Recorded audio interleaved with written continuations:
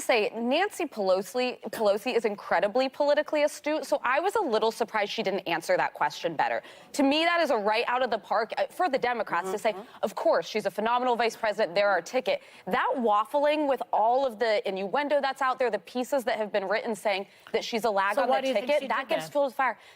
Because I know we have some caution over the polls, she's consistently lagged in approval behind Joe Biden. It's a fact. She polls lower than Pence did at this time. He is historically unfavorable. He's comparable to Jimmy Carter in the malaise era when he didn't win re-election. So I think Democrats' message, which is a smart one, is the future of the American Republic is on the line if it's against Donald Trump. But it's really hard to convince the public the oldest president in history and one of the most unpopular vice presidents is the strongest way to be. He also was one of the most effective presidents we've had. This is Can I say this very quickly? Over the past 5 elections where you've had a Democrat win, they needed the black vote. 91% of African Americans voted for Biden and will continue to vote for Biden if Kamala is his running mate. I would be very careful, President Biden, about getting rid of Kamala Harris because we will not support you. Wait a minute. Hold up. My opinion. No, your opinion is valid and beautiful and all of that. But when was the last time you saw anybody get rid of a vice president? Nobody does. That's the thing. It's a lot of Washington speculation. No, it's not something you would do. If it was Biden and Trump. If Biden gets rid of Kamala Harris and inserts someone else, he will lose the black vote. Even if it's another black woman like Val We're Demings not interchangeable. But so regardless, we're not interchangeable. And no one's saying you are. You would vote in an election against Donald Trump and Joe Biden and a black woman. You wouldn't vote. I think that But I want to know the answer. I don't want to white-splain, but you might be underestimating the black community voter. I don't think I am. Jesus, that was brutal. What is going on with those ladies of The View? I'll tell you what, they are actually stating the exact same thing that Larry Elder said in his Patrick David interview, which you have been saying for months. Black women are the heart of the Democratic Party, and if they jettison Kamala, they're gone. And here it is. Something just came down the pike. I think you told me about it. A certain article in the Washington Post that may have been saying, hey, the deep state is saying, hey, Joe, gotta go. Hey. Yeah, the David Ignatius opinion piece is what Eric is talking about in the Washington Post. David Ignatius, the total voice of the deep state, the military part, industrial intelligence part of the deep state. David Ignatius, this is not even a secret anymore. He's like the official spokesperson of the show of the deep state. So Ignatius came out with an op-ed in the Washington Post the same day that Hunter Biden is indicted, the same day the poll numbers came out showing for the first time that Trump is ahead of him in the polls. Trump has a higher favorability rating. This is from the combination of all the polls that Politico does. What's it called? RCP. Real Clear Politics. Real Clear Politics, I think, is the one that I'm referring to. Combination of the polls. However, everything happened in the same day. So Ignatius coming out with this is a bombshell because he is the spokesperson of the deep state. And in this editorial, of course, the first half completely over-exaggerates how effective Biden has been, over-compliments the narcissistic old fool, overdoes it for, purposes of an editorial as a writer. You always do that when the second half is you're going to stab him in the back. So the first half, it's the rule of but. Yeah, everything before the but is irrelevant. I know. It's kind of funny. Like I'm reading this and I'm going, since then, Biden has had a remarkable string of wins. He defeated Donald Trump in the 2020 election. He led a Democratic rebuff of Trump's acolytes in the 2022 midterms. His Justice Department has systematically prosecuted the January 6, 2021 insurrection that Trump championed. And now through special counsel Jack Smith, the department is bringing Trump himself to justice. Goes on and on about the incredible, yeah, there's the article right there. Anyway, the point of the matter is, regardless of the verbiage, is he is insisting that Biden-Harris complete ticket not run. The complete ticket, not picking it apart as per this other issue for The View. The other issue for The View is a separate political trial balloon that's being floated out of dumping Harris, which is possible. You know, people have been dumped before. Famously, LBJ was about to be dumped in 1964, but he took evasive action. LBJ did something about it. And other presidents have been removed in second terms. There is a long history of this, despite what these nutty broads are saying.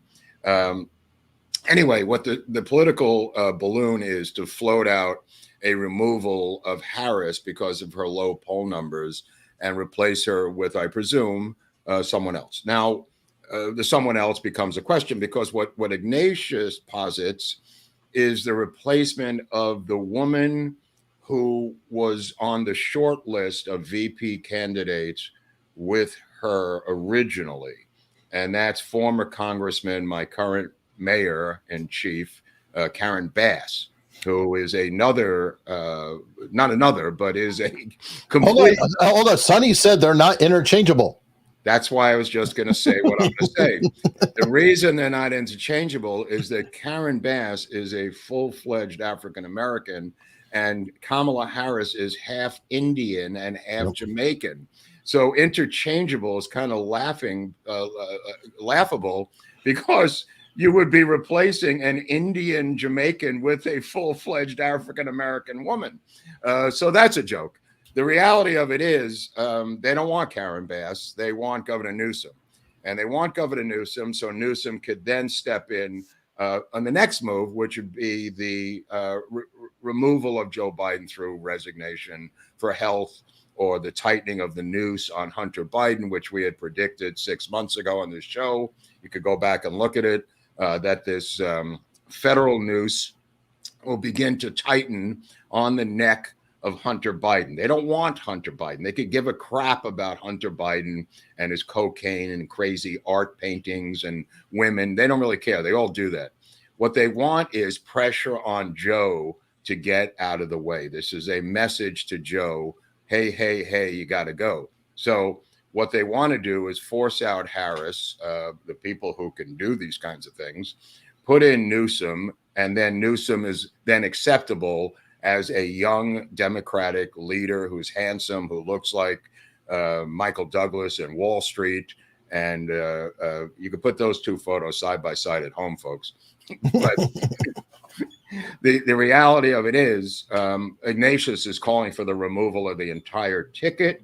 The other Democrats they're calling for the removal of Kamala Harris. And the actual story is they're in full panic mode at this time. And that's what I wanted to tell Eric. Oh, yeah, for sure. Now, a little bit of housekeeping here. I had to rebuild the Rumble link because the Rumble session wasn't connecting. There was something wrong with it. I have pinned it in the YouTube comment. If you wanted to go over to Rumble, I totally understand. But it is built. It's just in another location. It's in the description. And also it's a pinned comment. So anybody who's, saying, hey, I don't like hanging out on YouTube. I'd rather be on Rumble. It's there. It's running. It's been running the whole show. So okay, thanks. That's great. So what I what I was saying is the Ignatius wants the entire thing removed. And the reason he's citing 538 and various internal pollings that's showing them now losing by a landslide to Trump. And that would be obviously a electoral college landslide. And everybody on both sides seems to see this happening short of killing Trump, which I don't rule out. Jailing him is not going to do it. Indicting him is not going to do it. They have to physically remove him from the earth at this point. So there's one other thing that could happen. Okay. It could be another candidate who at the last minute decides, you know what, I'm going to run as an independent, and I'm going to be the Ross Perot to the left or to the right. Again, Yeah, well, actually, it's interesting. This is a man who has emphatically, time after time after time, denied a third-party run for his incredible familial love of this incredible Democratic Party that goes back to the Ku Klux Klan and other wonderful highlights of the history of the Democratic Party, and that's Robert F. Kennedy Jr. Now, he claims that he's thinking, because he realizes now, as we said on the show for the past 4 months, that there's absolutely no path to victory for him. He's now saying this. Obviously, either he is completely less intelligent than I thought, or this is actually part of his game plan. So the reality of it is he's now considering a third-party run. Okay.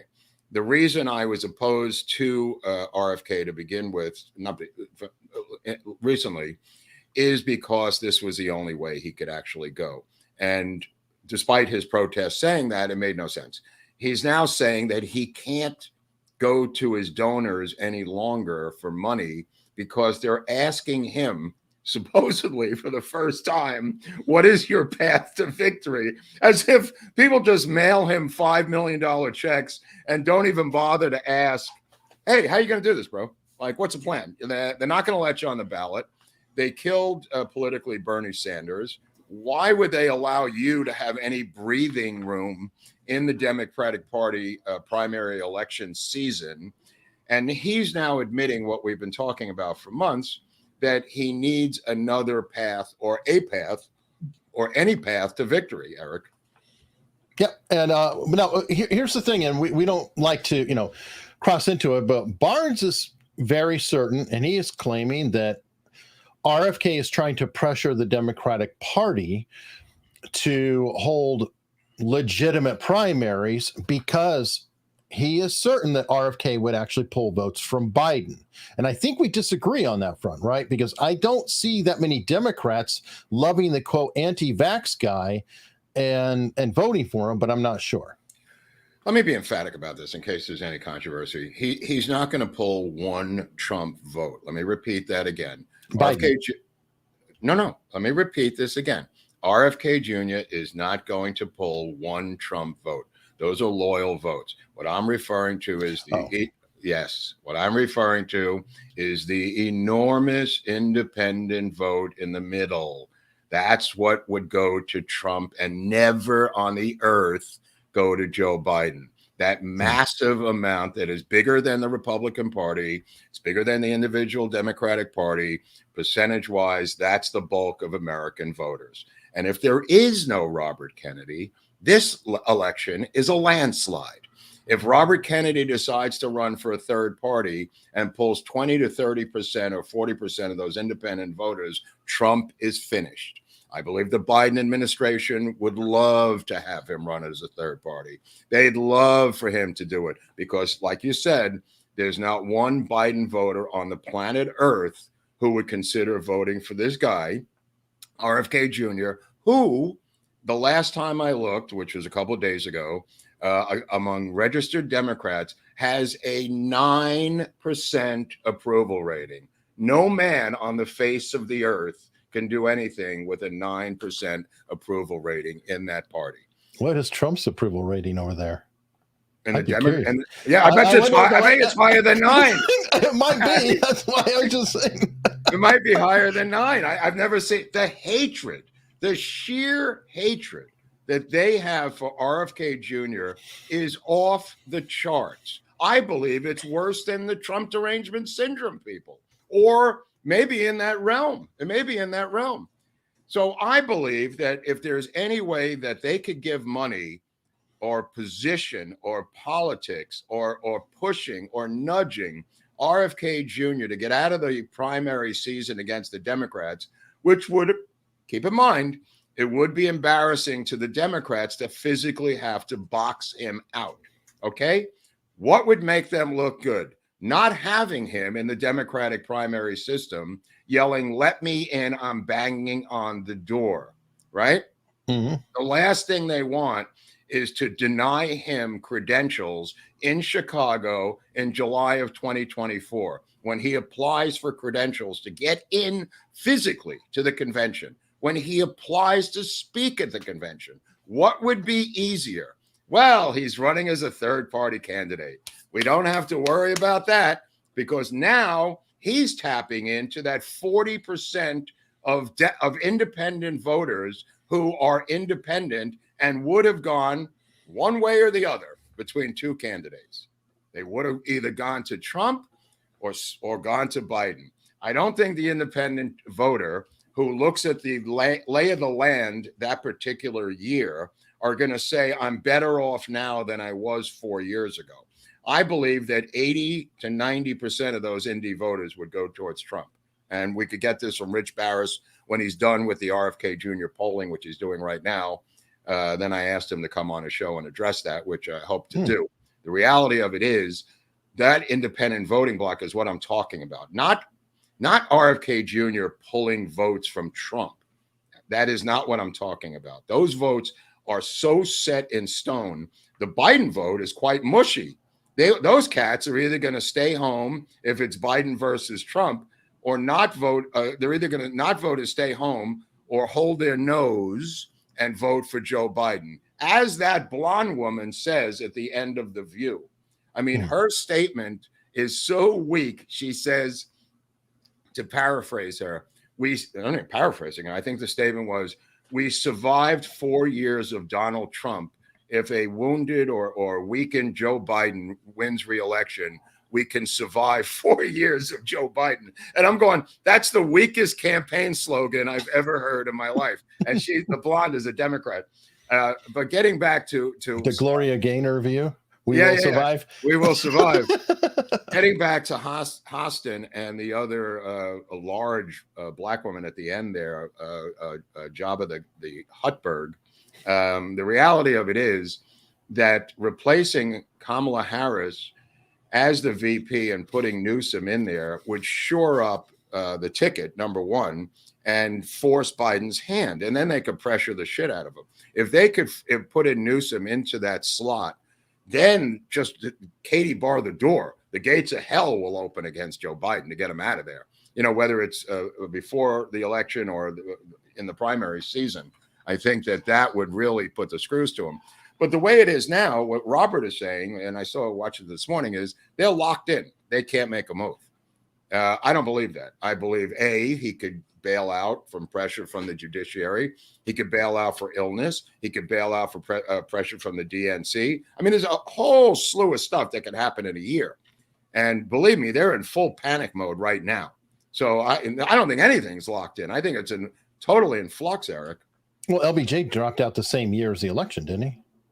Okay. What I'm saying is LBJ dropped out the day after the New Hampshire primary. Yeah, because he won that primary by a hair over Eugene McCarthy, the peace candidate, when he should have won it as the sitting president by 70%.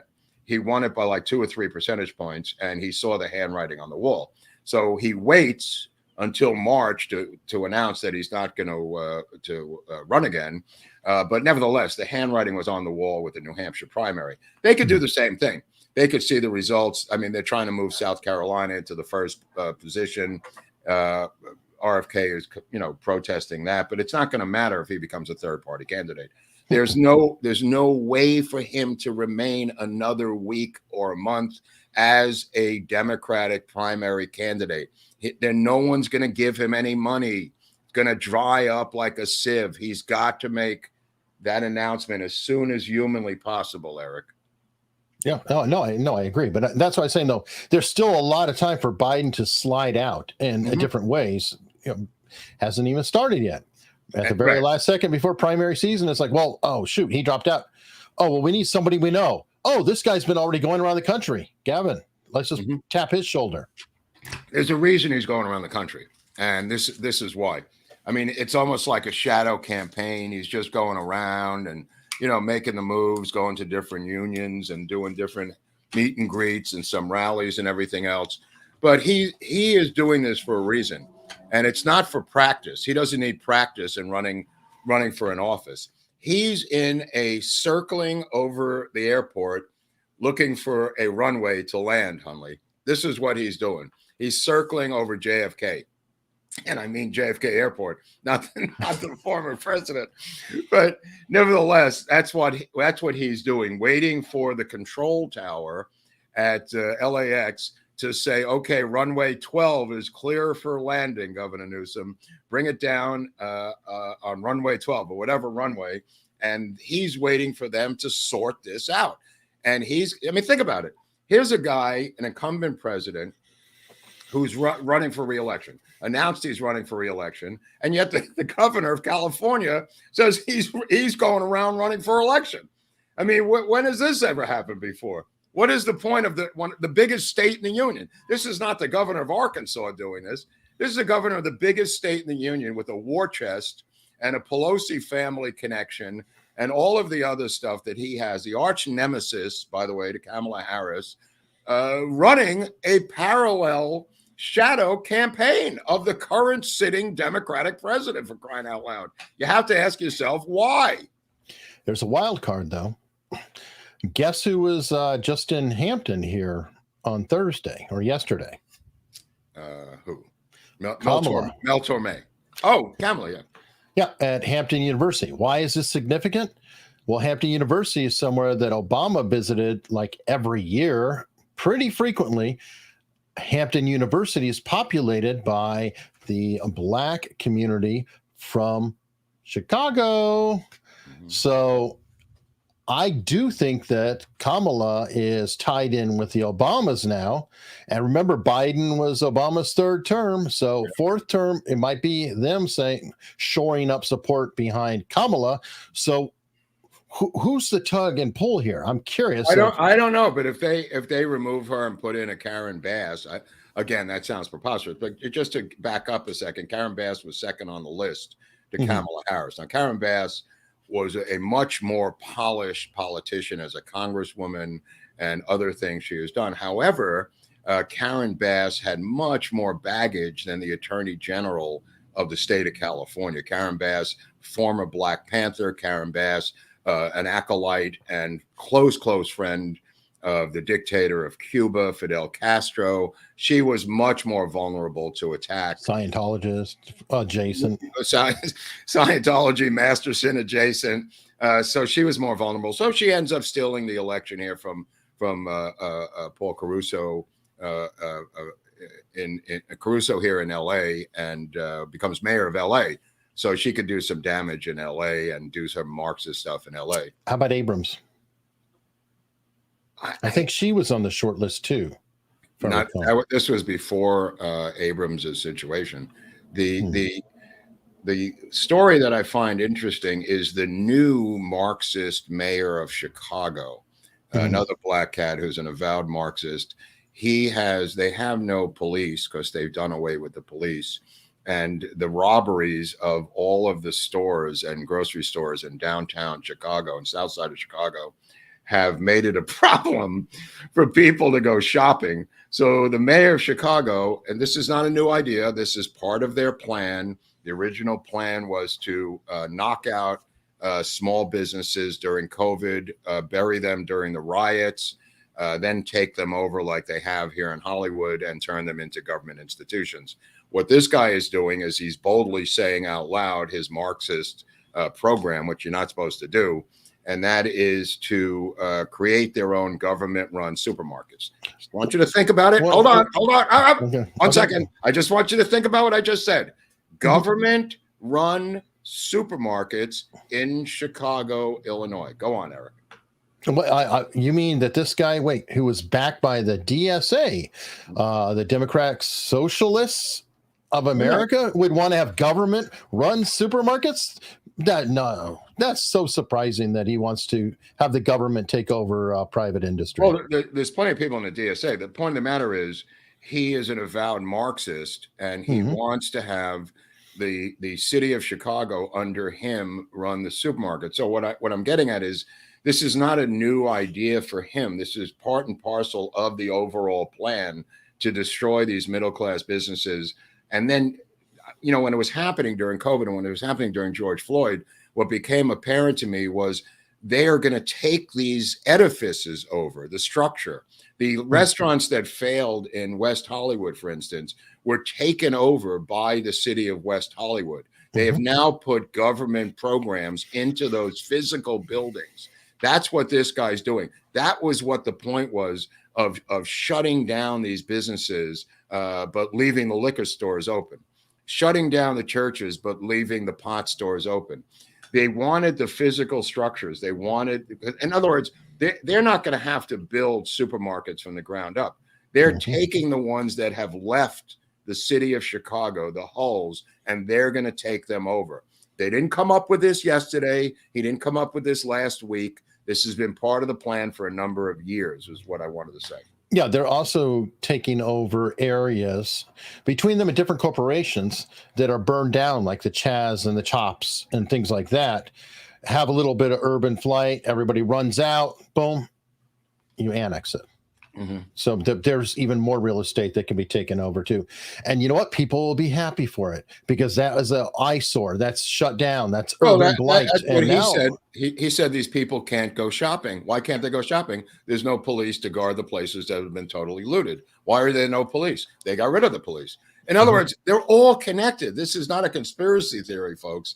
They did this for a reason. It's not about somebody getting mugged or police abuse or somebody beating up a kid with a billy club. This is a massive overhaul or an attempt at a massive overhaul by the Marxist movement in the United States to physically, economically, and psychologically replace middle-class business with government.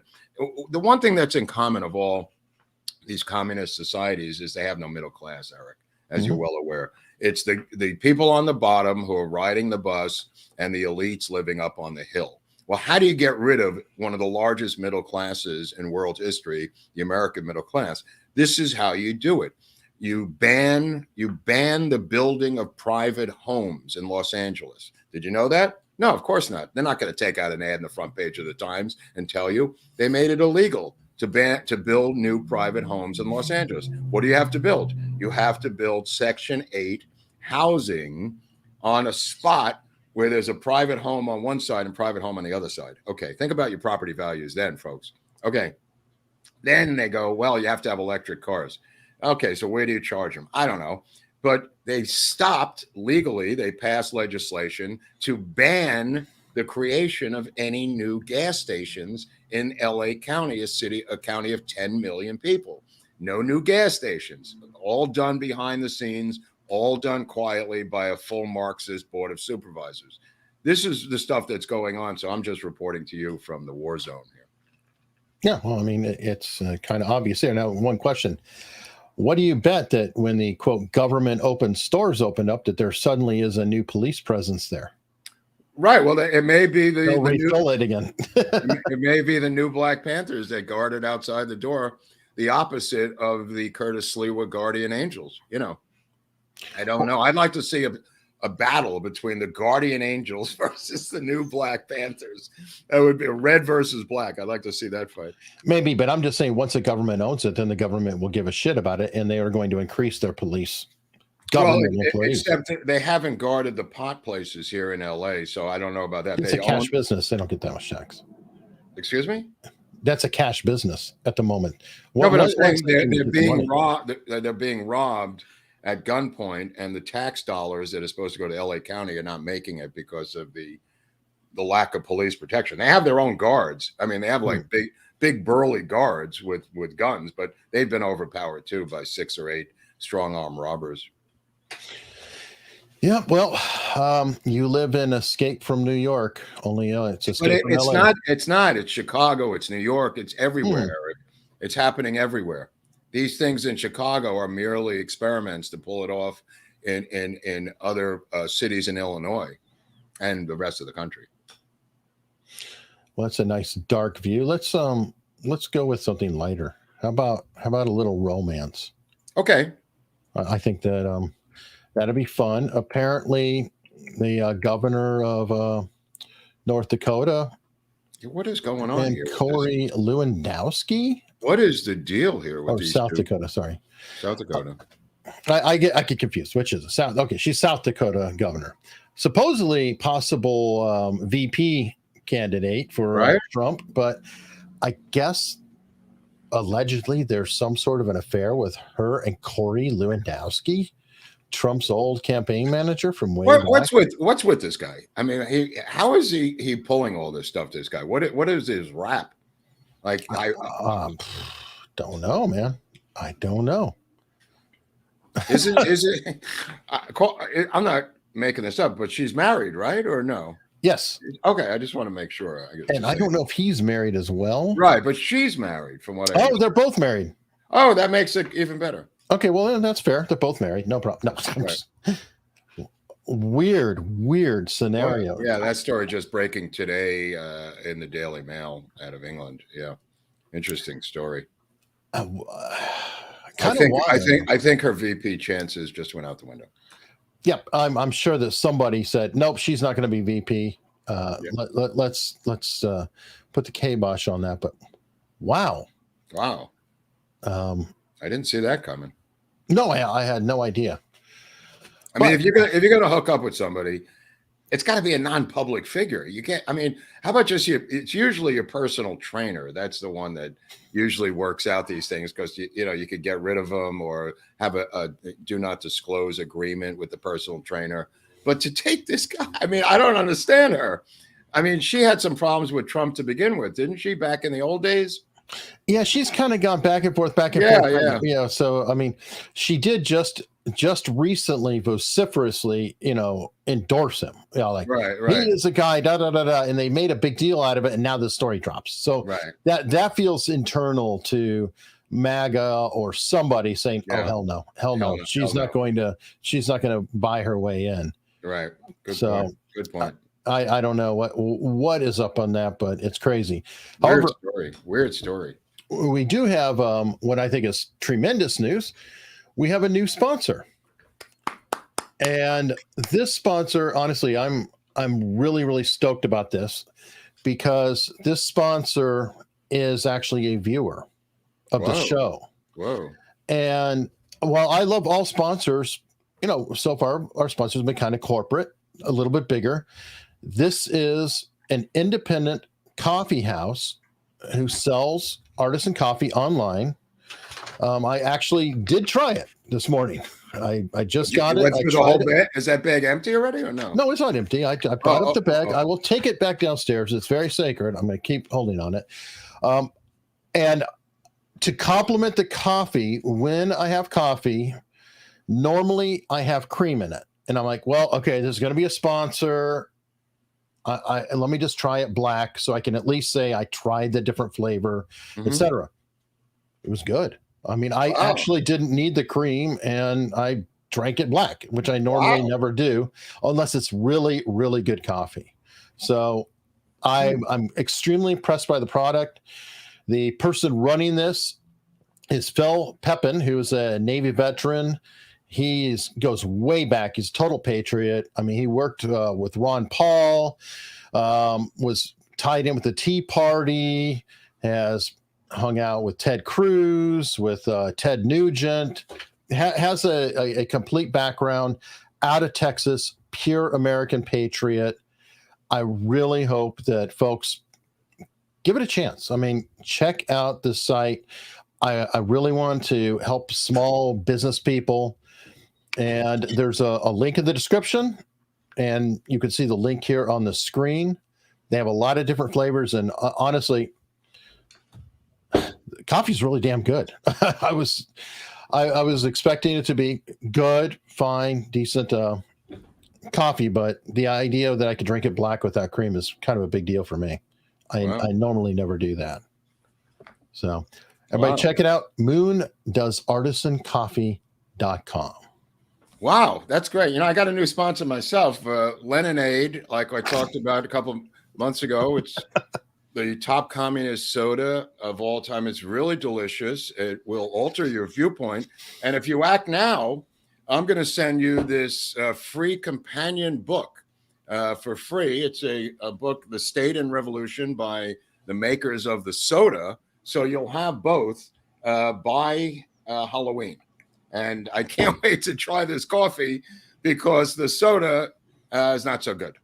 So let's see if we could support this guy, Eric, who fought against the commies to prevent this soda from being created. But yeah, totally agree. And by the way, I just looked to confirm what I was going to say. And yes, we've been demonetized on the video. So no. Thank you. What a shock. What a shock. What a shock. I'm telling you, sponsors help. Everything helps because, our Tuesday show got demonetized. Mm-hmm. I won it on appeal, but, of course, 24 hours later, when most of the traffic goes by, congratulations, you can get ad money now. Right. Thank you very much. That's their game. That's their game. So, yeah, everybody, please consider supporting again. Mm-hmm. Now, what do we have next? Oh, this is a story that I came up with because I was fascinated a couple of weeks ago when it was announced that Drea de Matteo, I think is how you say it, she was in The Sopranos. Very attractive. She was in The Sopranos. Then later on, she was in Sons of Anarchy. So, Emmy-winning actress, well-known. God, had an OnlyFans site. And I was like, that's odd. A D-lister having OnlyFans is not really a surprise. But when you have one of the, main Sopranos actresses has an OnlyFans site, that is a peculiar situation. Well, it turns out that there's a reason she does. And let me get that pulled up here. I guess she refused to get the jab. And after refusing to get the jab, her agent quit on her. She lost all of her work. And she still had to pay off a house. Wow. Still had to take care of her family. And as she put it, they're not always as rich as you think they are. Who, me?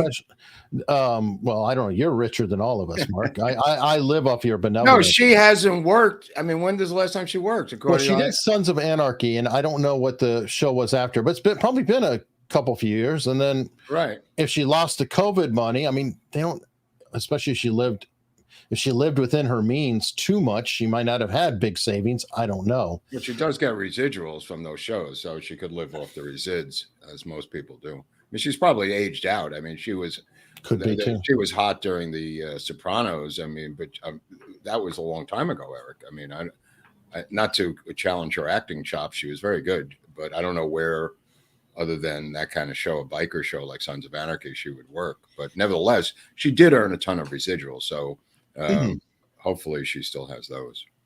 Yeah, hopefully. And I'm just saying, it's sad. And but if she's on OnlyFans, I assume she's presentable in terms of how she looks. Why would anybody pay other than the curiosity? The freaky nature. I mean, that's. But still, I mean, it's OnlyFans. I mean, the curiosity only goes so far in terms of paying a monthly thing. Well, I know, and that's the problem. You are correct. And it could be a case where you make a lot of money the first month, second month, and then then it dries up too. You never know. That's terrible. That's terrible. But her agent, I mean, of course, they always refuse to name these people. They maybe she does. I don't know in that article, but she should name and shame the guy who is her agent. Yeah, out there, he'd probably be celebrated. Like, oh, you did good. Mm-hmm. Good. I'm glad you fired her. But there's another young female performer, and this surprised me. Just came in earlier today. Chrissy Mayer, who's also a podcaster in our crowd. She's been on with Viva Barnes, et cetera, but she's a stand-up touring. She had a concert recently in, I think it was Austin, where guests got mad because she talked about some trans stuff, and they were right. Yeah. Well, now she did a show in Pineapple Hill Saloon in Sherman Oaks, which I'm guessing you may know. And during the show, I can't show it because it's YouTube and it's violence, but one of the people was getting pissed off and wound up knocking out another audience member. Wait, this is a fight, but it's a fight among the audience members or about her content? apparently it was about her content, and the guy was pissed off, but somehow I don't know if somebody white knighted her or stood up. Oh, right. But essentially attacked another audience member who was knocked out. Now she's worried about touring. I mean, is she going to have to provide security? And I'm just kind of like, what the hell's going on, people? I mean, I feel like we've been given this license, or people seem to think that they have a license, be it Antifa, be it other people, that, oh, I can just go attack anybody because I'm right. I'm doing whatever late night comics say is a good thing. And that's a problem. I mean, we need to actually prosecute people. Well, the slap on Chris Rock by a possible Scientologist led Sean Penn yesterday to say he might have to melt down his Oscar into bullets, which I thought that was. Didn't he already give it away? What, are you going to go retrieve it from the guy that you bowed and handed your Oscar? I don't know. Just saying, this is what Sean Penn said, melting his Oscar into bullets. Again, very strange. Yeah. What a great fellow. But okay, so here's something that's probably going to be controversial with our audience. No. But I know that I don't. I'm going to say that half of the people probably support legalization of this, and half of the people don't. It is actually in a flux, but there are some studies, according to what you sent, that problems with the weed. Well, I mean, what's his name? Berenson, the book that he wrote is devastating towards the legalized weed movement. And it was a bestseller. So it's not me talking out of the side of my hat. I mean, the effects on this of people who are emotionally unstable, and we don't know how many people are emotionally unstable, have been devastating, especially to possible schizophrenics, possible borderline personality disorder types. We don't know the numbers that are out there who are these mental conditions, but apparently the marijuana is putting them over the top, and they're ending up in emergency rooms all around the country. The study, which is in his book, I mean, I don't know if this is a more recent study, but his wife was an emergency room doctor, I believe, and that's how he got started. Alex Berenson, the guy who wrote the book Teach Your Children, which I highly recommend, shows the studies how devastating they are of the increase of emergency room treatment on people just completely overdosing on edibles for the most part, and other types of smokables. But it doesn't affect me, Mark. I smoke pot at home, so you're a jerk off. I'm not talking to you, jerk off. I'm talking to, I just wanted to preempt that because it's always the selfish person who smokes weed and doesn't have a problem. I'm talking about on a national scale. I'm talking about as a cultural scale, not you, Jeff Weinstein, or whatever your name is, in your parents' basement hitting the pipe. I'm not talking about that. I'm talking about a lot of people who've been pushed over the edge mentally because of schizophrenia that they had, and this triggers it. And these are what the studies have showed across the country, and the rise of it is enormous, cannot be denied any longer. And I think that's what the article was talking about. Yeah, I've talked with Dr. Sham Das, who is a psychiatrist out of England. He treats people, and I don't think he's against cannabis at all, but he has stated that there is a definite tie between cannabis and psychosis. Yeah. Oh, nobody can deny it anymore. Again, this is not your Cheech and Chong pot. You got to get this through your heads, people. This stuff is so potent.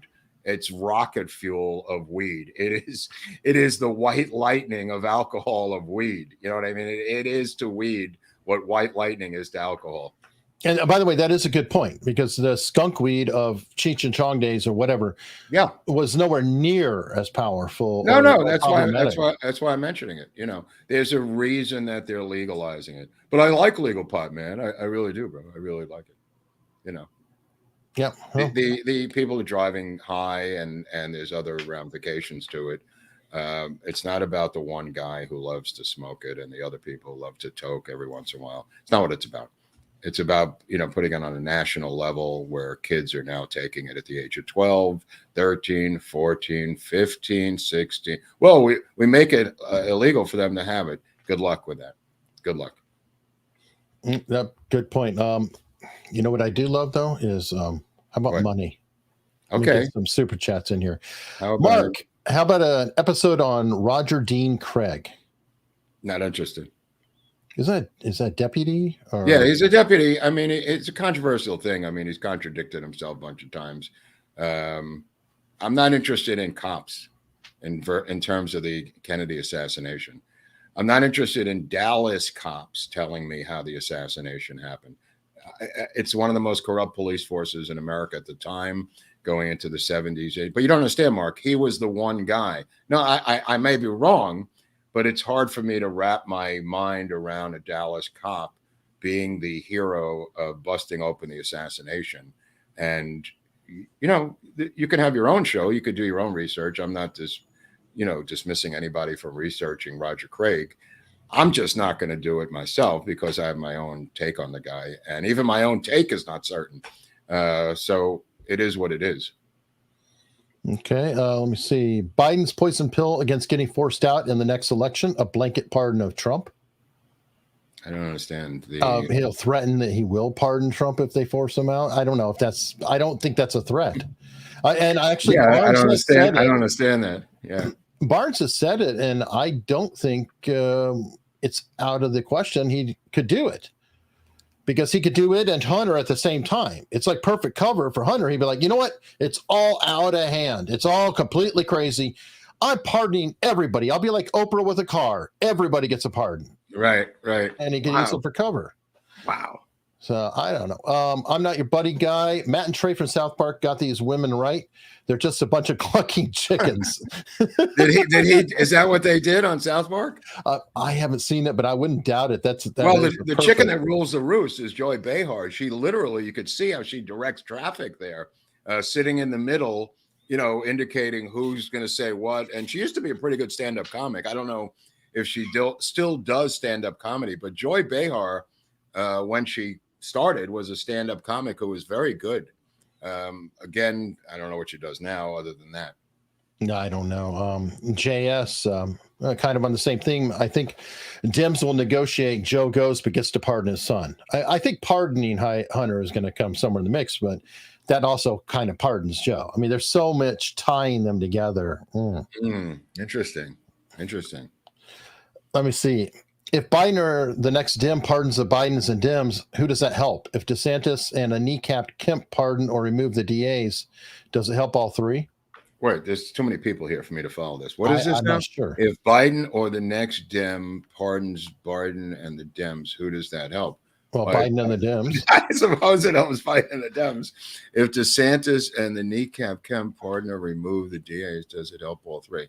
It's a little convoluted for me. Well, and I don't know who DeSantis is going to pardon because I don't know of any state charges in Florida. Kemp could technically pardon in Georgia because it's a state crime, but I'm confused by the whole thing. Let me see. How concerned are you about Biden winning and basically stepping down and handing things to Kamala? Kamala is very radical. Well, I'm surprised. Well, that's why we're discussing this, because they want to get rid of Kamala so he can hand the torch over to someone who they want, who does not have a 29% approval rating. That's why they want to get rid of Kamala Harris. However, as pointed out by the brilliant Sonny Hostin, the Democratic women the Black Democratic women will have a heart attack. Now, will they not vote for Biden? Of course, preposterous. It was the stupidest argument I've ever heard in my life. They would vote for a yellow dog. The black women are yellow dog Democrats, if that makes any sense to people understand the reference. They will vote for a yellow dog as a Democrat, no matter what it is. So it doesn't matter. Her threat is without any meat behind it. So it doesn't matter. They could take Kamala Harris out tomorrow, and they would still vote for Joe Biden. Would they be upset? Sure. But he would still get 90+% of the black vote. Jim Satala. Black women vote. Right, Satala. What about the game the DNC is playing with the Green Party by putting Cornel West in there to do nothing but support Biden to stop any actual Green candidate from siphoning votes for them, like 2016? Could very well be. I mean, Cornel West is a guy who is an ideologue. So I don't know. I think Did you see the Jimmy Dore thing with him? I did not. So Ooh. but I've seen Cornel West my whole life. I don't think there's anything new about Cornel West. So this is a phony, ideological run. It's not a real run. I mean, it's just him, and God bless him. I mean, it's him with his beliefs, and he should have a place to say them. And it's a perfectly fine place to run for president, the Green Party. If that's the slate he's going to be on, that's fine. I don't know what votes he's going to pull. It's going to be really tiny. He may pull some black intellectual votes that are independent voters, from that area. Maybe. I think he'll probably perform worse than Nader. Yeah. YouTube censorship. Biden will never resign. He'll lose whatever power he has with the DOJ and FBI. He has gangster in his blood. Maybe Dems will vote to impeach. Yeah, I don't think Senate Dems are going to vote to impeach him. Well, okay. Keep in mind that if they remove Harris and they want and like who they've replaced her with, it may lead to Democratic senatorial votes to force him out. That's not true. It depends on what the machinery that is operating behind the scenes for the Democratic Party right now is discussing this, Eric, on every single chess level. These Marxist maniacs are going to discuss every single way possible. And that's one of them. This guy's not wrong. Right. Well, they could threaten to do it. I could see them trying to do a Nixon on him, possibly. Well, he may be so far gone that he doesn't take the bait and he says, I'm staying on. Then you hit him over the head with a hammer and get him out of there. Yeah, you got to be willing to use the hammer. That would be insane. That would really, but okay. I know. Especially getting McCarthy to actually push it forward. Why don't you ask the Republican voters who would have voted for Nixon's impeachment, how insane that was when the process started, when there were none on board. Yeah, good point. Just saw Oppenheimer. What's your take? I haven't seen it. I haven't heard anything about this. Maybe I'll discuss it some other time. We released a short on it. Basically, I think he said it was a History Channel movie. I didn't say that. That's you quoted the guy, the New Yorker, whoever said that. He was correct. It was a Wikipedia movie. Prez can serve 10 years. Gay Barry returns now. No, he cannot. No. He served 2 terms.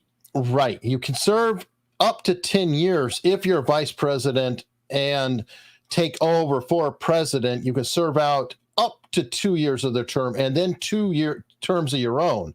But if you take over after 1 year, then sorry, you only get max 7 years. Anyway, it's weird math. But it's weird math. But tell him what he's won: a Shefflet Lewitt vacuum cleaner instead. All right. Leo Buttenhausen, who is a psychiatrist or psychologist, who sent a book, which I'm checking out, on essentially the narcissism of America and how we're destroying ourselves. Wow. Another great shirt, Mark. Do you truly believe we'll have a fair election next year? No, absolutely not. And by the way, that's why I think the polls have them terrified. Yeah. Because let's just say that a landslide can't be fixed. It's got to be close enough for a margin. There's got to be a margin. I hate to say what Barra says, but a margin of fraud. Right. It's a great line. But the guy we were talking about the other day, James Robinald, who wrote in the Daily Beast that preposterously insane story that Trump should resign by having Pence resign and then giving Biden the vice president and then resigning himself, thereby coming up with Biden as the president.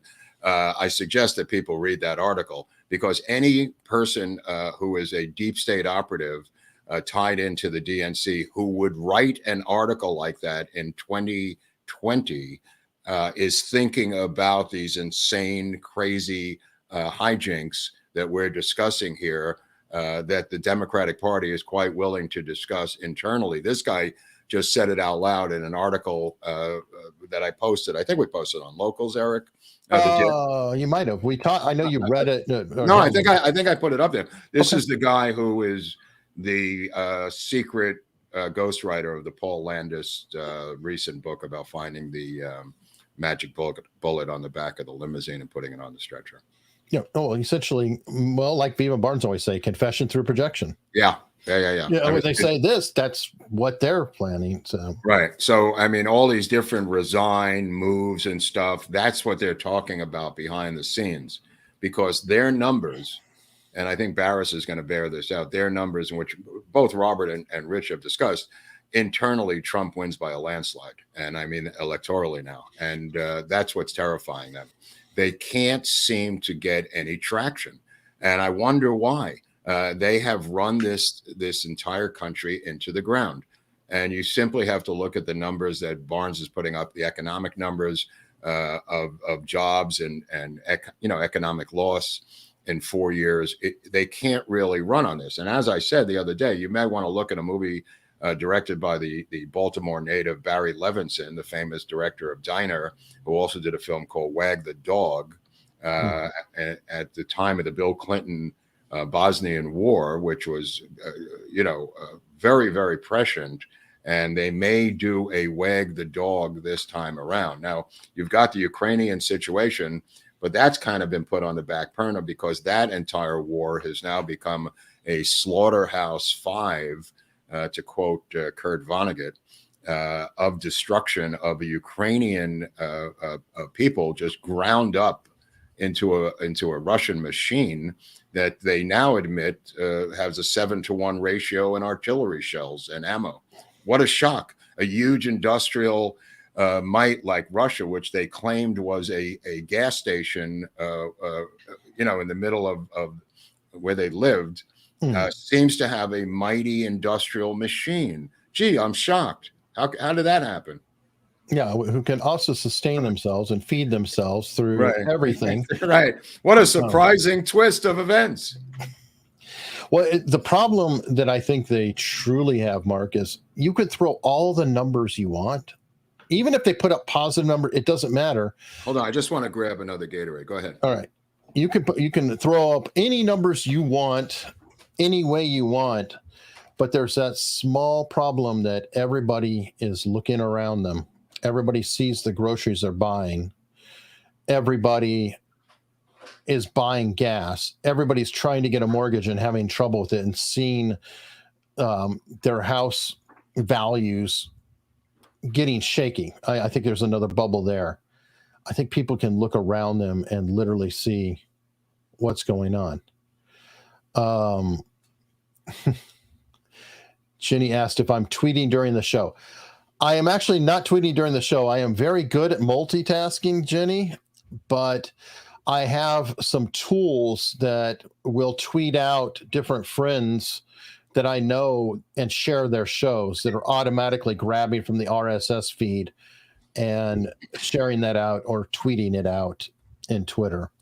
So I'm only so competent in multitasking. I'm not actually tweeting at this exact moment. But what happened? Somebody's asking if I was tweeting during the show because they got a tweet from me. And what I was just saying is that people may, you can put all the numbers you want up there, but people still to go to the grocery store and they still see everything cost a fortune. Yeah. I mean, it might be an end to how much you can lie. It might be some psychological thing where it just goes too far that nobody believes a goddamn thing you're saying. And maybe that's what happened to the Soviets. I'm not really sure. Those people who were in the Soviet Union knew that their government was a fraud. Half the people here believe these guys are doing a righteous job. If you read this article by what's his name from the Washington Post, the one we were referring to, David Ignatius. I mean, you just go, what country is he talking about? Is it just crazy stuff that's in this article? Oh, that's what I'm talking about when he says, "Oh, it's so successful," and this, it's like you look around, you're like, well, then why am I broke? Why do I have less money?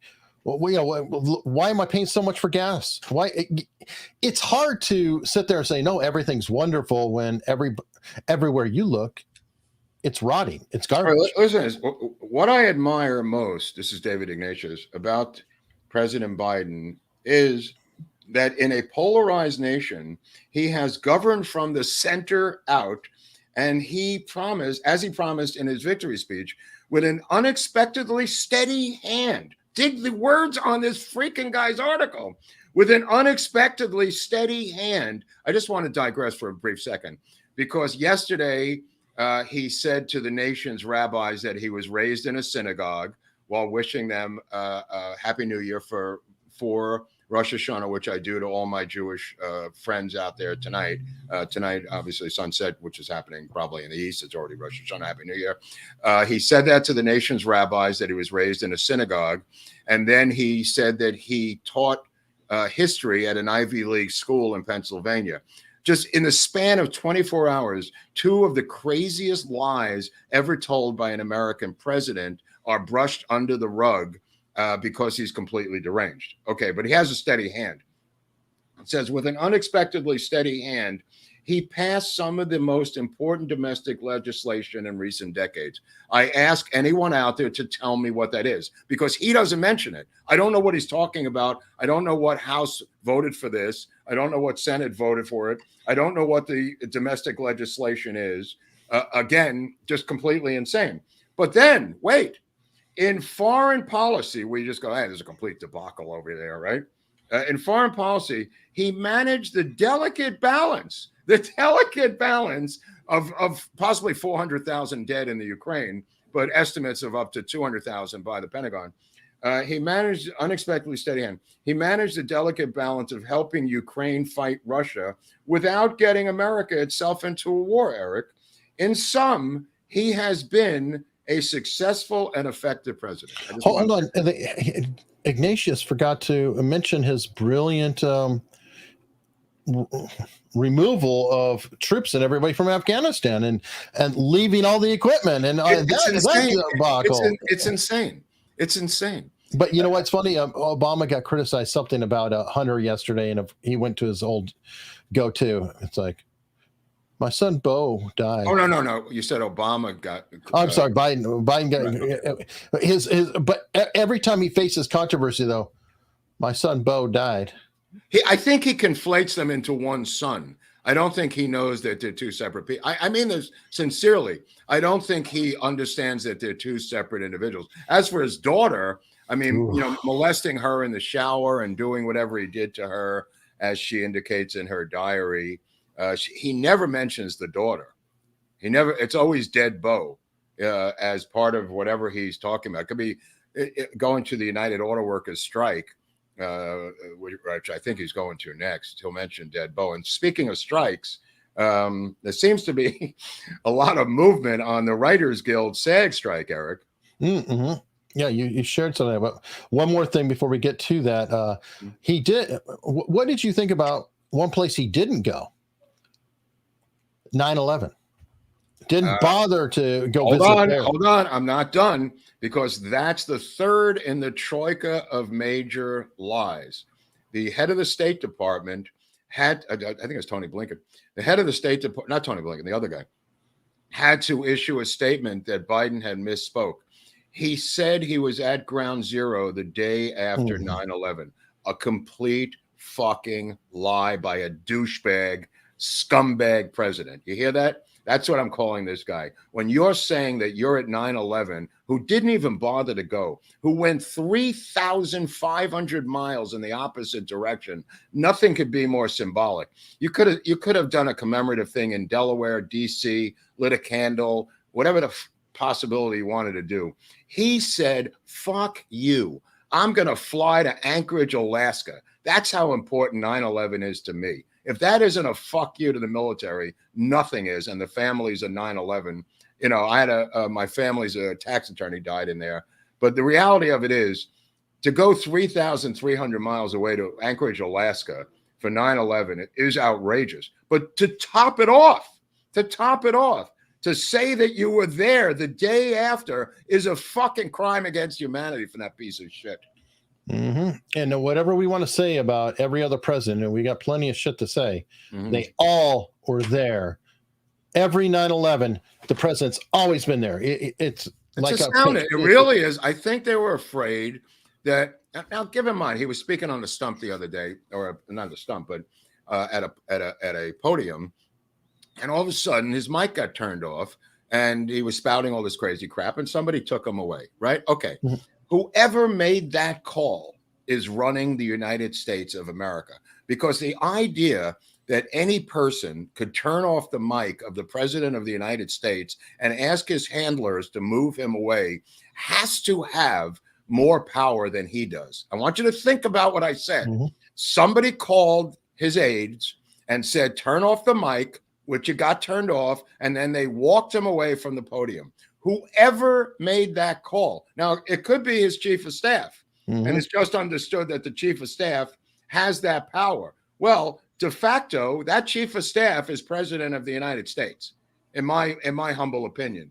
Because if you have the power to turn off the microphone of the most powerful on paper man in the world, you, my friend, are the most powerful man in the world or woman. Even if it's Joe Biden. And we've had a history in this country where presidential wives have run the country when people with Wilson, who had a stroke. It could be Joe Biden. I don't care who it is. The point of the matter is, whoever made that phone call is the president of the United States, and we do not know who that is. Ipso facto, we do not know who the president or leader is of the United States of America. Until we find out who made that phone call to turn off his mic, we do not know who's running this country. I just want people to think about what I just said. Somebody ordered that mic turned off, right? And somebody ordered him led away from the podium. And we do not know who that is. If it's Jill Biden, so be it. It could be Jill Biden. But Jill Biden is then running the country. And I think the American people deserve to know who's running this Marxist cabal behind the scenes. Totally agree. So back to another labor consideration. We're going to visit. Yeah. Go ahead. Yeah, this is weird. All right. Well, this is, I think she actually did it first, but Drew Barrymore has joined Bill Maher, or vice versa, to both essentially say, tough titty, we're going to do our show. And what was it? They're claiming that we're just going to do it without writers. Bill Maher came out first saying he's had it, and he supports the strike, and he loves his writers, one of whom he hit in the face with a piece of chicken while a friend of mine was in that writer's room years ago. We hit him in the face with a piece of chicken. He didn't like the quality of the joke he had written. But nevertheless, Bill Maher has said, and I think Bill Maher has been paying out of pocket, not to the writers, but to the staff beneath them. And he mentioned the staff. And I think Bill Maher is just tired of paying out of pocket. I think the same is true for Drew Barrymore. The point of the matter is, these are two liberal icons who have now broken the strike and have crossed the picket line. And they're trying all kinds of mumbo jumbo to explain why they can't honor a strike that is the backbone of the liberal movement in Hollywood. Now, there is a precedent to that, because didn't Leno back in the day? Now he did it by writing his own material or something, right? Right. Leno did it by writing his own material. I'll tell you two things about that to respond to that. Leno would receive, many people don't know this, Leno received faxes all day and night from all over the world of jokes. And he would look at the faxed joke, and if he took it, he'd pay you $100. So the writers always complained about this in general, because they could write all these jokes on salary, and then Leno would peel off 3 or 4 fax jokes that came in from 3 or 4 people from Indiana or wherever they came in from, and he'd use those jokes and pay him $100. So Leno, two things. One, he was a Republican, so he wasn't a strike supporter. He wasn't a liberal Democratic icon union backer to begin with, like these two cats are. And number two, he was able to put together his own comedy act, was able to put together his own monologue, and would pay for these jokes from other sources outside of the guild writers in the writers' room. That's a different story. But you're correct. Leno did do that. You are correct. Well, he also, I think, gave up half his salary or a chunk of his money to pay his staff. I think. Well, they're all doing that. They're all doing that. But what Leno, what Bill Maher and now Drew Barrymore have said is, we're tired of paying for that staff, and it's the beginning of the new season coming up in a couple of weeks. And I think that's really going to either break the strike as these other dominoes fall, because these producers also produce other shows. And they're going to say, look, I did it with Drew Barrymore. I did it with Bill Maher. You got to get in line here because you could have a show too if you want, with sponsors, with ads, Eric. And this may break the back of the union. This may break the back of the union. I think it's going to have to, because maybe I'm wrong, but I was actually surprised that Bill Maher did that. He must really get a lot of money from HBO, because I was thinking he may make it on his podcast and say, screw it, I'll just take all my money here and just podcast away for all the money. But Netflix Netflix doesn't have the money to give up. I mean, they literally, I don't think they have the money to give everybody the residuals and all that they're seeking. Oh no, it would be enormous. I mean, not to mention the coming up with a formula is rather difficult. There's some formula they use in Europe. I'm not sure what that formula is. And there's also the AI debate of putting in some contractual ban against the use of AI. That is the deal breaker. There is no way they're going to get around this thing. They may end up, if they do have a financial deal, of again pushing the AI down the road for another 10 years. But that'll give the studios 10 years to develop AI and crush these writers once and for all. It really is a battle of AI, because the money is the money. The residuals are the residuals. You can work out some sort of cockamamie formula for resids on streamers. I don't know what the mathematical thing is, but it's technically possible. What they're demanding is the studios sign a vow to never use AI as long as time exists. They're never going to do that.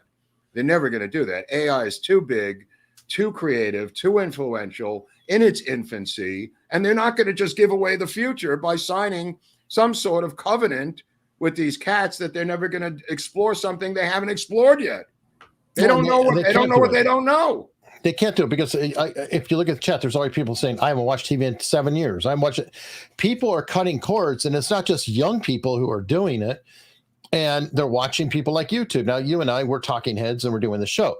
If you really float around YouTube, there are some brilliant documentarians that are putting together independently by themselves great content. And you add the AI factor in there, you telling me that they can't do a 3-camera comedy on YouTube? Are you telling me that if they don't use AI, independents sure will. Mm-hmm. They don't give a damn about any unions, and they could come up with material to eat them alive. Yeah, I agree with you. I mean, it is a 600-pound gorilla in this strike. I mean, I don't know how. Like I said, I don't know how you get around it, other than I guess the studio is just waving the white flag. But I mean, for what purpose? Give up all the money and agree never to use AI? That's insane. They're getting, well, the point of the matter is they're getting desperate now. They had a 7,000 person march from Netflix yesterday here in Hollywood, a physical march, which they should have done a long time ago. 7,000 people marched from Netflix to Paramount. A lot of people collapsed along the way. It was a couple of miles. Not everybody could survive the march. It was like Selma. It was very dramatic. Okay. And they had to run alongside the march, serving them cannolis and tacos and everything. But nevertheless, they made it to Paramount on Melrose, where they continued to yell and scream at a building that had nobody in it. All right. Well, good on them. Let me see. I'm going to throw some more super chats real quickly. YouTube censorship. Half our friends and relatives will still vote for the traitorous, comatose, hair-sniffing P word in chief. Unfortunately, they're the problem. Yes. Right. But that's okay. Whatever half your relatives are. I mean, did this guy get 85 million votes in the last election? It's highly doubtful. And even if he did get the 85 million, that's never going to increase. According to Rich Barris and my estimation, but Rich more accurately than me, Trump is looking at 105 to 115 million in votes. Okay, so even if this mutt Biden gets the same 85 from the dungeon million votes, he still loses. So if he wins, he wins. If he loses, he loses. If he wins, he still wins. To quote some gangster picture. But yeah, I mean, I don't see the path other than stealing it outright. And when you have a number within the margin of theft, as Barris calls it, it may be too big of of a lead to steal that many votes. Because remember how they had to do it the last time. They had to shut down counting everywhere and truck in these mail order ballots. I mean, it was a physical, massive operation, probably organized by the Teamsters, because they had so many vehicles running and ballots, into these centers. And that was with a big lead. If it's any bigger, wow, that's a physical job that may not be repeatable, depending on the lead, is what I mean. Sure. Denise in Southern California. I love this channel. Well, we love you, Denise. Thank you very much. Connie Christensen with a 1999 super sticker. Thank you. And James Malfatti. Come on, Bobby, for $50. Nah, I'm not in the mood. I'm not in the mood. Oh, good Lord. Yeah. Thurston Howell III says, that's funny. Yeah, it's a good handle. Thurston Howell III. What a great actor that guy was on Gilligan's Island. Fantastic. And don't forget his wife. His wife was great, too. Oh, yeah. I grew up loving Gilligan's Island. Who doesn't? Right. I probably shouldn't watch it now. A lot of those things don't hold up. Like, I remember Fantasy Island was just such a great show. And I watched like the first episode recently. I was like, oh, okay, it was cool. And then I watched the second or third. I was like, okay, it's not that good of a show. It's pretty bad. Yeah. It doesn't hold up. Oh, well. You know what, though? I do have a little bit of a white pill. What? Something great happened today. What? Oh, yeah. Whitmer kidnapping. This is huge, though, because the other two got sentenced, though, right? Well, okay, but it's still a great sign, because remember, the judge ruled that they could not even they couldn't acknowledge entrapment. Mm-hmm. So the jury, it appears, were smart enough to say there's some bullshit going on here, right? And that was a surprise verdict. People really didn't think that was going to happen. I didn't think that was going to happen. I really didn't. I mean, I'm pleasantly surprised.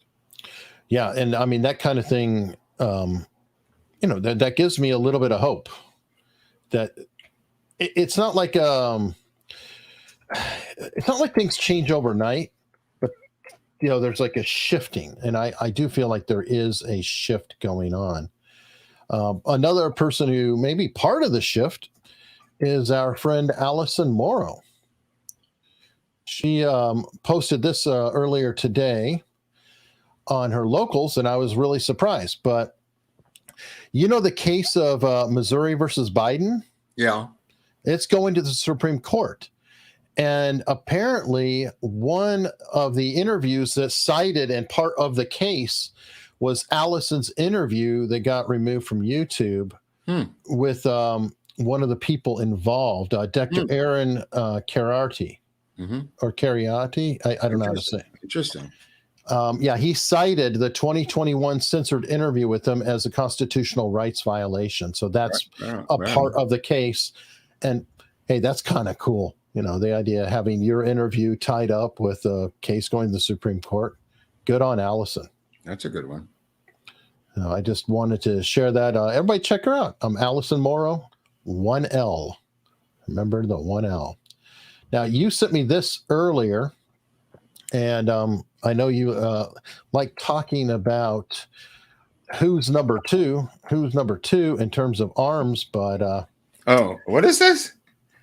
Oh, yeah. That's what I was referring to before. Russians would say, yeah, they're not circumventing anything. They just they put a spin on it. They're producing 7 times the ammo than the entire world, because they have to. They're at war, Eric. I mean, but the real story within the story is the sheer emptiness of all the arms of these other countries, including ours.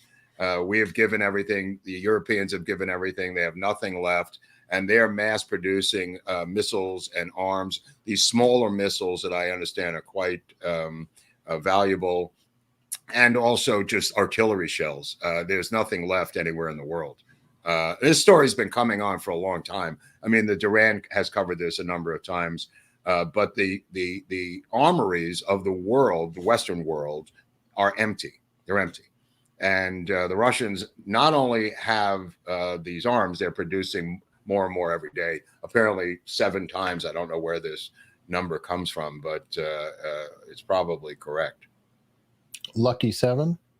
I don't know if it's 7 or whatever, but the reality of it is they're at war. They have to produce it. I mean, they're just out firing the Ukrainians, which is actually us, at a 7-to-1 ratio. I think that's also probably why they use that 7 thing. And by the way, I think the biggest thing there is the fact that they can do it. Yeah, I don't think people realize it. They were like, "Hey, they're borderline backwoods. They're a gas station." Well, it turns out the gas station can produce these if they want to. Let me see a few more super chats. Pasha saying, "Mark, do you have a next up list of books you're trying to acquire? If so, is it something you could post on Locals?" Well, I don't know the actual books, but the subject, and I've gotten like 4 or 5 good ones, is on KGB spies, Venona, Rosenberg's, which we're going to do on Tuesday. So that area of books is where the money is going on PayPal and Venmo for those KGB and American. I mean, the Whitaker Chambers, the book I'm involved with now is, I'm going to get into it on Tuesday, is Witness, one of the greatest books ever written on the subject. And it's an autobiography written by Whitaker Chambers, who was a brilliant writer, which we'll get into on Tuesday. But Witness by itself, which is a 750-page massive book that I'm in the middle of right now, and I'll get back to as soon as we're done, is one of the greatest books I've ever read. I mean, it's equivalent of Solzhenitsyn, with the gulags. And I'm not the only one saying this. I mean, it's one of the top 25 books ever written as a book is by Whitaker Chambers, who was the backbone of all the writing at Time magazine for many years. He was the lead writer of Time magazine. This guy is a poetry writer. He wrote when he was in Colombia. He ran the newspaper there. He ran the masses communist newspaper. Just a fantastic writer. And it's a pleasure to listen to, and we'll get into it on Tuesday. But yeah, I'm looking at books from that era about the Venona papers and the Rosenbergs and Alger Hiss, obviously, and Whitaker Chambers. But there's a new biography I just finished on Whitaker Chambers, but the autobiography Witness is must read for any American who is an anti-communist and wants to understand how they became communists and how they got out of being communists. And that is an amazing, amazing story. Fascinating. I'm wondering, should we do an episode at some point on the Venona papers themselves? Well, we're going to cover it. We're going to see on Tuesday how it goes. We'll see. Yeah. Okay. It may have to be. That could be an interesting subject. Pamela Clifton, the women on The View are just complainers. I don't watch it. I just see clips, especially when they say something stupid. That's why there's a lot of clips. Yeah, my favorite TikTok video just came out, and it is being investigated by the Board of Health of the state of Missouri. It is a barista at Starbucks. And you say, wow, what could he be doing at Starbucks? Well, apparently he has a predilection and a desire to film it of him shooting whipped cream into his diapers that he wears when he's a barista at Starbucks. Well, then, anything for TikTok, right? Right. Let me see. Mo Bishop, what do you think of the new book, One Nation Under Blackmail by Whitney Webb? Lots of dots in the book. I'm not going to read the book. She's an avowed Israel hater and a conspiracy theorist against the state of Israel. Sorry. All right. And all right, in the middle of a 20-year stretch in the can, any chance you can do the next AUS meetup here in the yard at San Quentin? That's funny. P.S. This counts as my one call. Now let me tell you something. That's funny. That's pretty funny. You know. I love that, Sir Lawrence. Very good. Nicely played, sir. Nicely yes. played. All right, Herman. Any good Axl Rose stories? No, but there's a story I sent to Hunley about what's his name from Aerosmith. Oh, Steven Tyler. About Steven Tyler, who I know, who canceled his tour today, had to go to rehab again. He's being chased by a girl that he took under his wing. I think he adopted her or became her ward. She was 16, he was 25. Yeah, dude, this is part of that new law that changed, right, in New York, that's putting him into target because the statute of limitations has shifted so she could go after him. I wouldn't be surprised, but he has so many problems right now, Steven Tyler, that he had to postpone this Aerosmith tour. And I was just reading the article about how this guy at the age of like 70, whatever, had to go back into the rehab. You know, I mean, it's at some point, when is it enough? I mean, you know, I hope he finds the ability to surrender completely and just deal with this addiction problem. But he's always told me it was about his feet, that he kept breaking his feet when he was dancing around on the stage, and he was always on painkillers for his feet, had multiple feet surgeries, which is true. But at some point, you got to get this gorilla in a cage, you know. Okay, so he is legitimately that way, because isn't there a tendency that people get in trouble and they go into rehab as a duck sometimes? Oh no, well, this could be both. I don't know. I don't think that he at the damage that would do PR wise for his recovery. I don't think is enough to duck her. I mean, she's in his memoir. This is not something that he has not dealt with. I mean, he has written about her, and now this is just my take on it. I believe he's probably made multiple payments to her over the years, and she's trying to extort yet another payment out of him. I don't think he went into rehab to duck that. He went into rehab, you know, at the time the story came out, so the timing is suspect. But the fact that he legitimately stayed another 30 days in rehab is something that looks interesting. Either he was working on his recovery or didn't want to come out and face this thing with her. But the thing with her is that he's known her for so long and he's paid her so many times. I don't know what kind of traction she's going to get, unless it's what you say. The New York statute of limitations thing allows her to extort money from him again. No, I think I read that recently, because it came up with the Romeo and Juliet case. It came up with the Trump case. Oh, right. It kind Romeo and Juliet, yeah. And it threw other cases into possibility. I've got some tips on locals I definitely want to go through here. Grapes sent in a tip saying, in my honest opinion, helps with the black and suburban women vote. And it's a picture of Trump with RFK as VP, which I can never, ever, ever see happening. I don't. Again, it's some sort of bizarre Kanye West dream ticket or something. I don't know why people keep doing this. They're in two different parties, and he's no fan of Trump. Again, I don't know what the attraction is to this combo deal, but nevertheless, you know, is that insurance for Trump as to have VP insurance, that he doesn't get taken out, that RFK's in back of him? So crazy insurance. Yeah, that would be some crazy insurance. I mean, I think he should take out the Alex Jones policy, where he runs with Alex Jones and then nobody will ever fuck with him again. Somebody mentioned Tucker Carlson too as a VP at one point.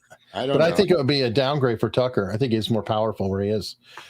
Okay, Commonwealth Man said, Eric, I love cream with coffee too. What flavor Moon Does coffee did you sample?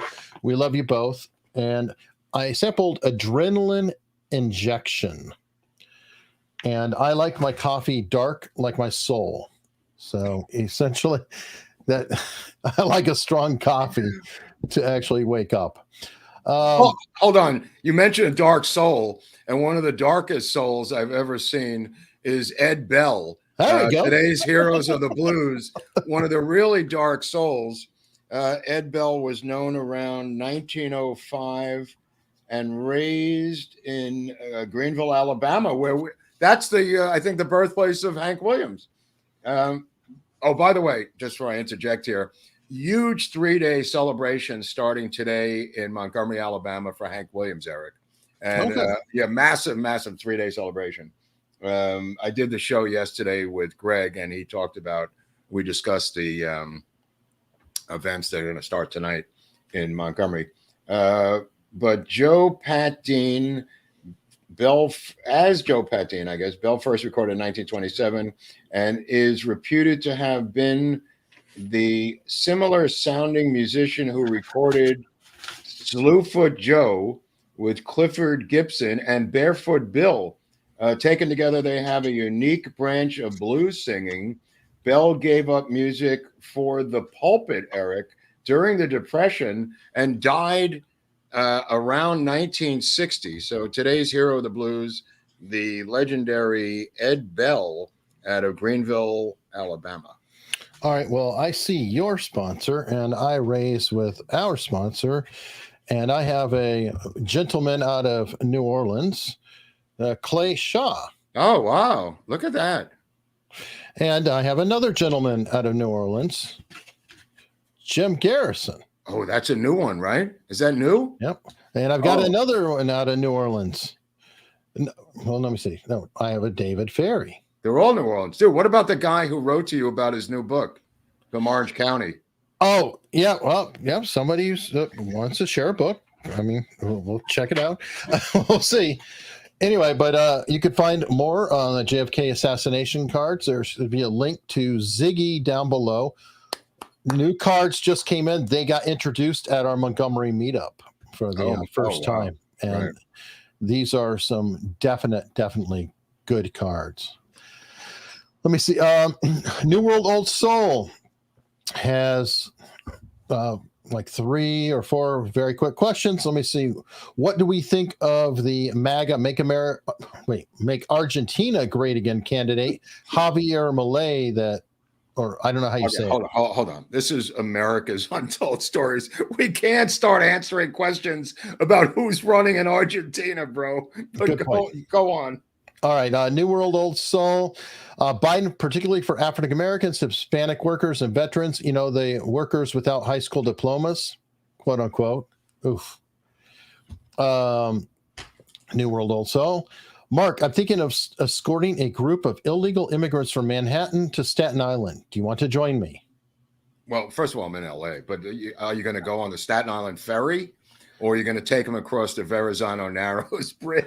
If you take them across the Verrazano Narrows Bridge, you got to go to Brooklyn and then go to Staten Island. Your only chance is the ferry, and I believe you're going to need about 100 ferries to take the migrants in the ferry boat to Staten Island. But I'm supporting you emotionally.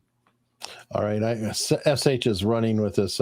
Make Armenia great again. Make Antarctica great again. Oh, I see what he's doing. That's funny. Twins123 sent a locals tip saying another great show. And thank you, Twins123. Now back to our stories. We got oh, yes. We have this story. I have no idea why you picked it. But either do I, because I don't know what it is.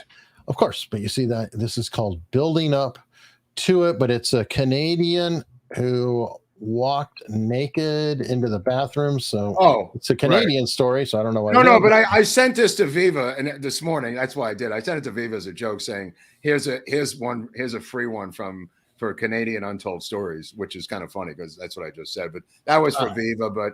Really, this guy was taking a shower and he came out and the police were in his bedroom to arrest him for not paying a traffic ticket.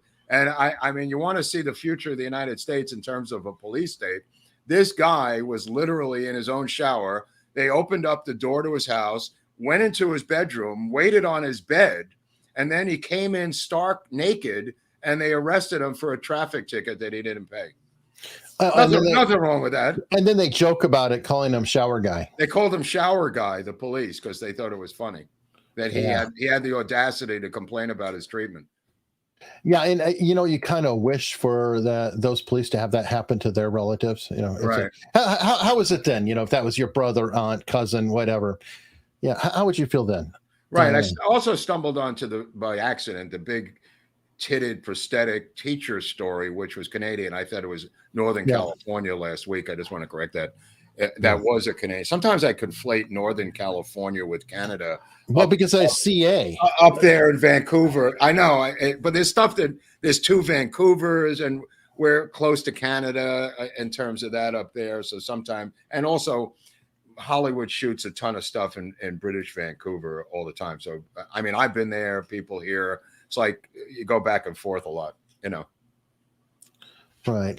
Let me see. Okay, we've got this story here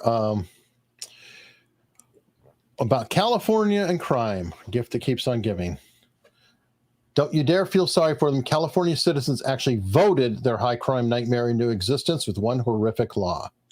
Yeah, that's the $950 law making increasing it from like, I don't know, $65 to $950 to be prosecuted as a felony, leading to, they say this, but I think it's the lack of police that is really leading to these mass smash and grabs. They don't give a shit that it's $950. In one robbery, they stole $300,000 worth of merchandise. I don't think the amount is really what's triggering this. It's the lack of police that's triggering this. And also the lack of what many people call the Groubert security device on the door, thereby preventing them from leaving with the $300,000 worth of merchandise. The only violence they've ever done is to spray security guards with bear spray. They have not used any weapons intentionally. They have not used guns intentionally. They know they're not going to they don't want to get caught with a gun. They're driving away in brand new cars without license plates. These are super organized smash and grabs, taking down hundreds of thousands of dollars worth of merch. And it's the lack of police that's doing it, not that it's above $950. However, the smaller stuff in Walmart and stuff like that, where they walk out with a TV, that is applicable to the law, not these massive smash and grabs. It's two different stories.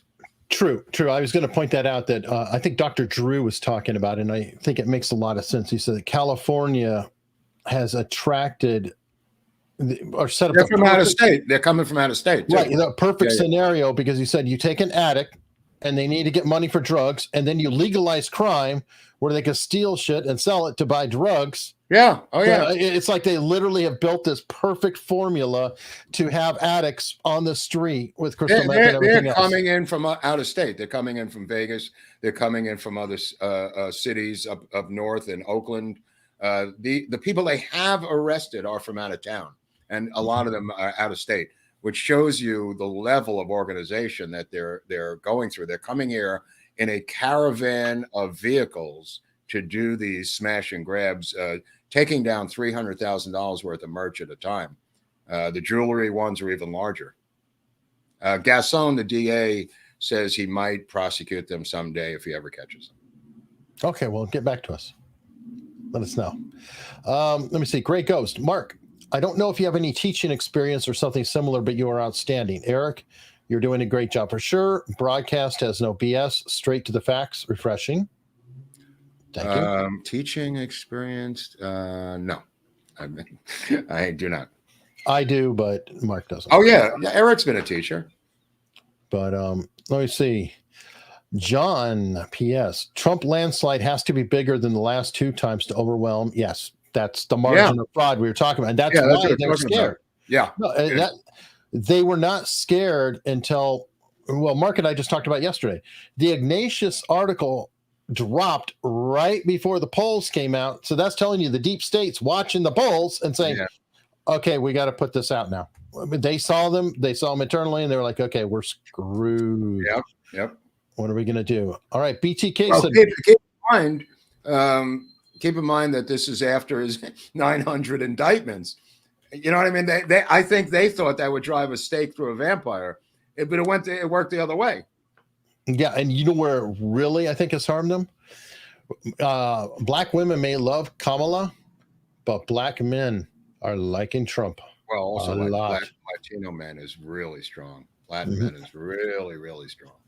But I mean, he now has full street cred. I mean, he's gangster. So I mean, it's. I think that mugshot was devastating for them. They have made one blunder after another, but I think they're desperate. That's why they keep making these blunders. I don't think it's that much out of arrogance anymore. Now I think it's out of sheer fear. Totally agree.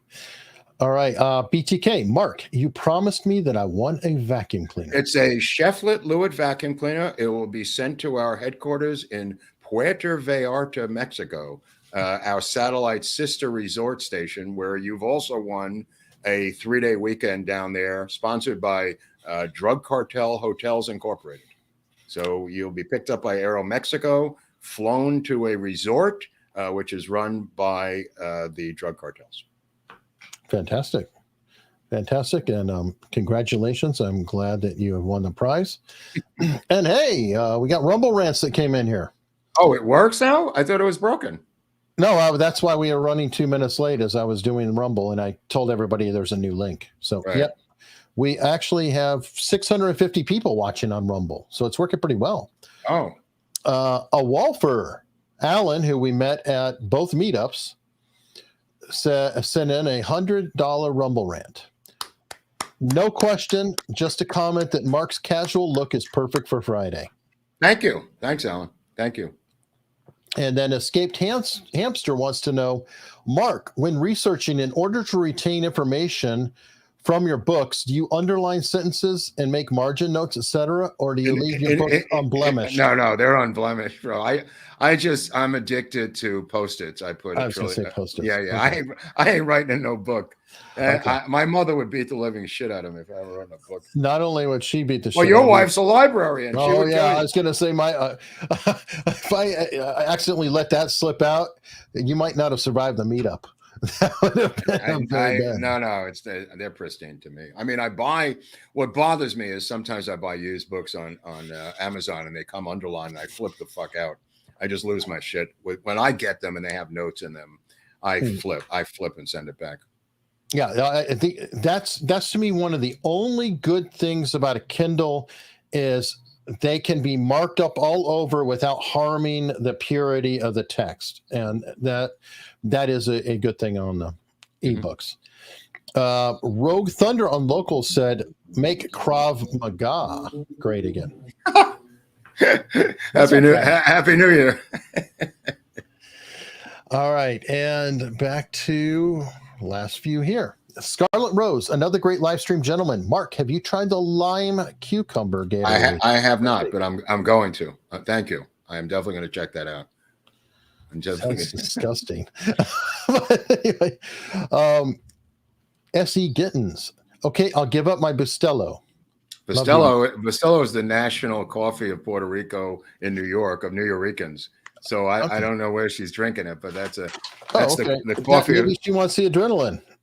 The coffee of the Puerto Rican people. Okay. Well, maybe it's Moon Does Artisan Coffee. Let's see. Nicholas Jones.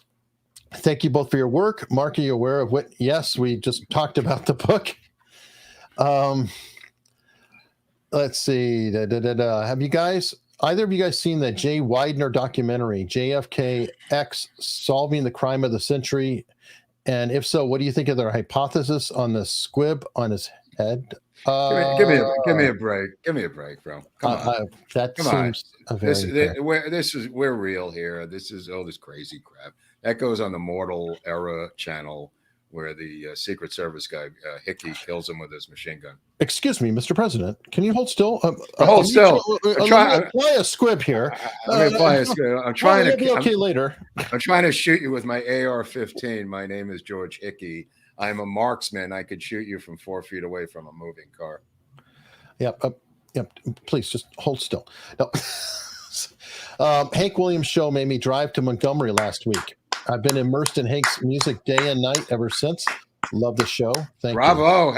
Great work, Bleckstein. I mean, you could listen to Hank day and night and not get through all the Hank stuff. And the Notebook album, I'm still waiting to get from Amazon. So I'm looking forward to hearing that. Although I've heard some of it on YouTube already. Amazing. On that note, Oswald says, we're just about done. Last call, I didn't know that. All right, last call. Whatever you got, bring it to Hunley. Super chats, problems, questions, so we can move on with our lives. It's Rosh Hashanah tonight. I gotta go buy these bow tie noodles and make kashavanishkish and get some challah. We're gonna have that. We're gonna have gefilte fish, maybe a brisket. So I got to get over there to Albertstein's, or they changed it to Albertsons, but it was probably Albertstein's. But you want to support the book fund, pal, Venmo, Cash App, it's all down below and up above. Lord Buckley, if you want to come on and try to get blocked in the game show. And he's very good at blocking, but don't visit me after he does. Don't go crying to Hunley if you say some jackass thing and get blocked, because he's not going to help you anymore. I rarely block people. Go to Hunley. Why don't you tell Hunley? I will on occasion if you follow me and stalk me to say stuff. But other than that, I'm pretty cool. I don't care. Well, go to Viva. He never blocked a human being in his life, according to Viva. No, he just mutes everybody. Same thing. It's kind of a chicken shit thing. But you know what you can do? Right. Let me ask you something. Yeah. How does this work now with the subscriptions? Because I want to know why we're stuck. I think it moved the needle a little bit. I think it's like 97.3 now or something. Something like 2 or 3, yeah. So everybody heard the sound. Rush and grab phones everywhere or computers. Definitely subscribe. And of course, we are always on locals. We're putting up new material all the time. I know Mark's been really busy on locals and putting up a ton of stuff lately. I am all over that locals. I mean, that Daily Beast article, I really want people to read that one and check out the interview with this guy, the Secret Service agent that was in Vanity Fair that what's his name wrote? James Robinault, the deep state author, Robinault, who on the next day on Twitter, people congratulated me for having predicted that he would do press. And he did literally the next day start doing press for a book he didn't write by an 88-year-old Secret Service agent named Paul Landis, who said he helped organize the memories for the publication of his book, having to have the same publisher out of Chicago and having to write articles about the book for Vanity Fair and the Washington Post. James Robinault gets our Deep State Douche of the Year award at this time. There could be others later in the year, but right now he's the leading contender, James Robinault. Now, that being said, the book might be great. He might be a great writer. The article. I do think he helped rearrange memories. Right. I think that's true. Yeah.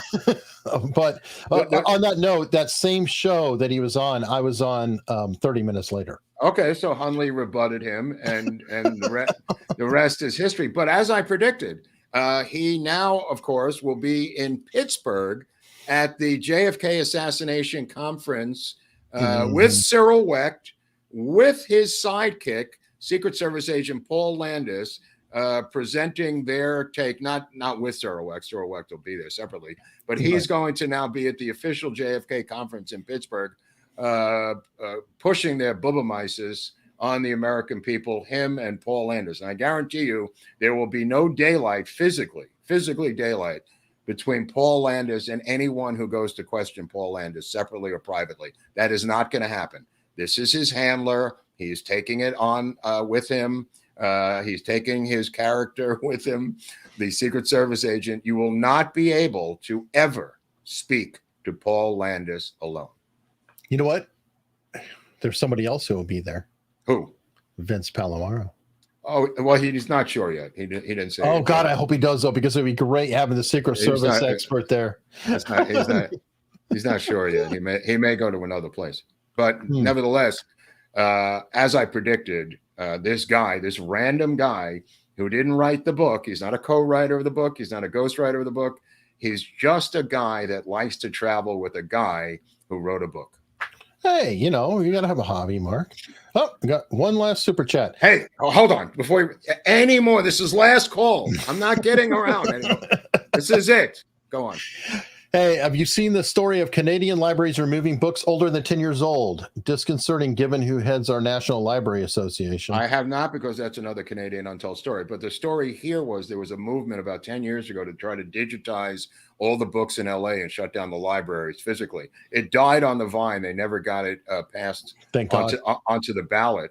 But there wasn't, I think I might have mentioned this before, there was an attempt to digitize the books. And there's also the librarians who are here will not put Kennedy books on the shelves. I'll go into that at some other time, but they refuse to put them on the shelves because, as was explained to me, they get stolen by them. And I said, "Who is them?" And she said to me, "You know." Yeah, because you're them. But No, but why would I be stealing these books? I know, but that sort of accusation, I actually have mixed feelings on that. I would like to see all books digitized just for the easy spread of them. However, I don't want to get rid of the print copies because that's a static record. It's very difficult to go to a print book and change 2 sentences to change an outcome. So I like both. I do still like the digitization, and I hope we keep doing that. No, I don't disagree with that. That's a good idea. But on that note, folks, tomorrow there will be a grill stream on Locals. So if anybody wants to hang out there, I never grill during the stream. I just hang out and chat with people on Locals. And then Tuesday, we're going to be covering Whitaker Chambers. And back others. to et al. Back to the commie bastards. And we'll see you then.